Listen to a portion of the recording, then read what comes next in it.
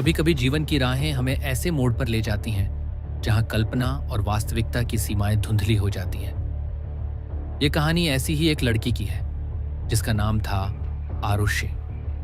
आरुषि एक उत्साही wild life photographer थी जो जंगलों की रहस्यमयी दुनिया में खो जाना पसंद करती थी। कैमरा उसके हाथ में एक जादुई छड़ी की तरह था जो हर पल को अमर बना देता। लेकिन एक दिन उसकी ये जुनून उसे ऐसी जगह ले गया जहां से वापसी का रास्ता आसान नहीं था।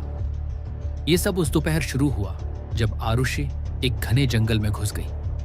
वहां की हरियाली, जंगली जानवरों की आवाजें और अनजाने पेड़ों की छांव उसे मोहित कर रही थी। वह एक दुर्लभ पक्षी की तस्वीर लेने के चक्कर में इतनी आगे बढ़ गई कि रास्ता भूल गई। शाम होने लगी थी। आसमान में बादल घिराए और अचानक तेज बारिश शुरू हो गई। पानी की बूंदें इतनी तेज गिर रही थीं मानो आसमान फट गया हो। आरुषि के सारे कपड़े भीग गए, उसके बाल चिपक गए और ठंड उसकी हड्डियों तक घुसने लगी। वह कांप रही थी, उसके दांत बज रहे थे। जंगल का हर कोना अब दुश्मन जैसा लग रहा था। बारिश और तेज हो गई। आरुषि ने चारों तरफ नजर दौड़ाई लेकिन कहीं कोई आश्रय नहीं दिखा। ठंड से उसका शरीर सुन्न होने लगा। तभी थोड़ी दूर पर उसे एक पुरानी झोपड़ी नजर आई। वह जर्जर लग रही थी लेकिन उस वक्त वह स्वर्ग से कम नहीं थी। आरुषि तेजी से दौड़ी और झोपड़ी के अंदर घुस गई। अंदर का दृश्य और भी उदास था। झोपड़ी खाली थी, सिर्फ एक पुरानी चारपाई पड़ी हुई थी और एक टेबल पर एक धूल भरी बोतल रखी थी। कोई इंसान नहीं, कोई जानवर नहीं, सिर्फ हवा की सनसनाहट और बाहर की बारिश की आवाज। आरुषि ठंड से कांप रही थी। उसके कपड़े पानी से तरबतर थे और हवा की सर्दी उसे बीमार करने पर तुली थी। उसने बोतल पर नजर डाली। वह पुरानी और अजीब लग रही थी, जैसे सदियों से वहां रखी हो। जिज्ञासा ने उसे बोतल उठाने पर मजबूर कर दिया। जैसे ही उसने बोतल को छुआ, वह चमकने लगी। आरुषि को लगा कि शायद ये कोई कीमती चीज है, कोई प्राचीन कलाकृति। उसने बोतल को थोड़ा साफ किया और अचानक बोतल से धुआं निकला। धुआं घुमावदार आकार लेते हुए एक विशालकाय आकृति में बदल गया। वो एक जिन्न था, लंबा, शक्तिशाली, आंखें चमकदार और आवाज गूंजदार। आरुषि डर से पीछे हट गई। उसे लगा कि यह कोई भूत है, कोई जंगली आत्मा। उसकी चीख जंगल में गूंज उठी, लेकिन जिन्न ने धीरे से उसका हाथ पकड़ा और उसे शांत किया। जिन्न ने खुद को नक्पाश समुदाय का जिन्न बताया, जो सदियों से बोतल में कैद था। वह किसी भी इंसान की 2 इच्छाएं पूरी कर सकता था, लेकिन तीसरी इच्छा उसे खुद पूरी करनी पड़ती थी। अगर वह इच्छा पूरी ना हुई तो इंसान को अपनी जान गंवानी पड़ती थी।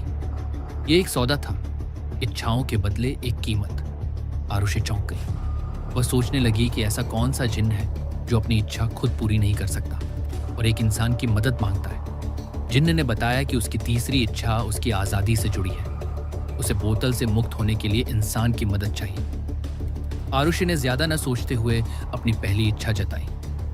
उसके कपड़े भीगे थे, ठंड लग रही थी। वह चाहती थी कि जिन्न गर्मी का कोई इंतजाम करे ताकि उसके कपड़े सूख जाएं और ठंड न लगे। जिन्न ने ताली बजाई और झोपड़ी में एक आग जल उठी। लपटें नाचने लगी, गर्मी फैलने लगी।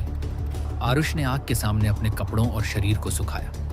ठंड भाग गई और वह राहत महसूस करने लगी। कुछ देर बाद जब उसके कपड़े सूख गए और गर्मी का एहसास हुआ, उसने अपनी दूसरी इच्छा बताई। वह अपनी माँ से मिलना चाहती थी जो 10 साल पहले गुजर चुकी थी। जिन्न ने फिर ताली बजाई और आरुषि की माँ उसके सामने प्रकट हो गई। आरुषि की आंखें भर आईं। वह खुशी से रोने लगी। दोनों ने एक दूसरे को गले लगाया। आरुषि ने माँ को बताया कि यह जिन्न की शक्तियों का कमाल है। उन्होंने पुरानी यादें ताज़ा की, हंसी मजाक किया, दुख सुख बांटे। समय बीतता गया और अचानक जिन्न ने कहा कि समय खत्म हो गया।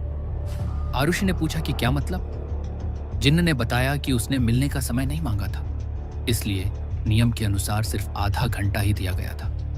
अब माँ वापस चली जाएगी। आरुषि उदास हो गई।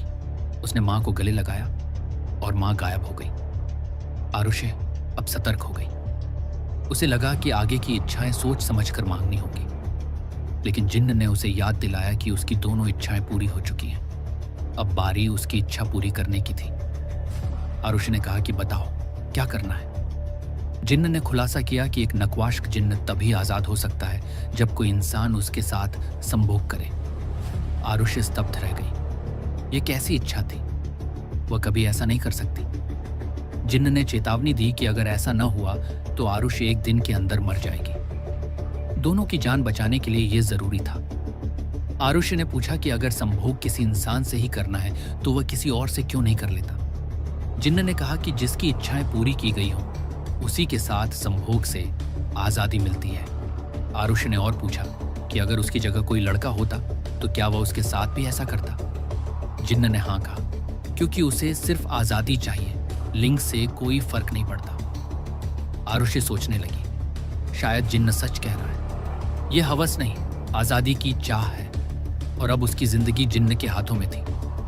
आखिरकार वह सहमत हो गई। पूरी रात वे दोनों संभोग में लिप्त रहे। झोपड़ी की दीवारें उनकी सांसों से गूंज उठी। आरुषि की चीखें जंगल में फैल गईं, लेकिन वहां कोई सुनने वाला नहीं था।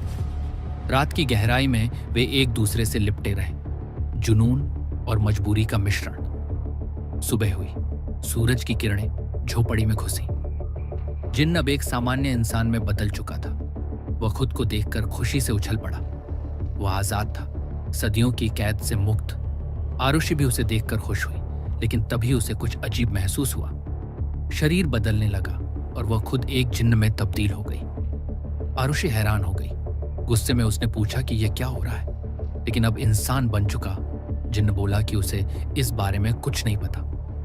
वह झोपड़ी से निकलकर चला गया, जंगल में गुम हो गया। आरुषि अब जिन्न बन चुकी थी और वह बोतल में हमेशा के लिए कैद हो गई। असल में जिन्न ने पूरी सच्चाई नहीं बताई थी। जो कोई जिन्न के साथ संभोग करता वह खुद जिन्न बन जाता और पुराना जिन्न इंसान। ये एक धोखा था, आजादी के लिए खेला गया खेल। अब आरुषि तभी आजाद होगी जब कोई उसे बोतल से निकाले और उसकी इच्छा पूरी करे। लेकिन कहानी यहीं खत्म नहीं होती। आरुषि की कैद की शुरुआत थी एक नई जिंदगी की। बोतल में कैद होकर वह सदियों तक इंतजार करती रही। जंगल बदलता रहा, मौसम आते जाते रहे, लेकिन बोतल वहीं टेबल पर पड़ी रही। क्या आप उस जंगल में जाना चाहते हैं? अगर आपको बोतल मिल जाए तो आप क्या करेंगे? नीचे कमेंट में बताना। अगर आपको हमारी मेहनत और यह वीडियो पसंद आई तो एक लाइक जरूर करें। ऐसी और बढ़िया बढ़िया वीडियो देखने के लिए हमारे चैनल को करें सब्सक्राइब और कमेंट में बताइए आपको वीडियो कैसी लगी। मिलते हैं अगली वीडियो में, तब तक के लिए बाय।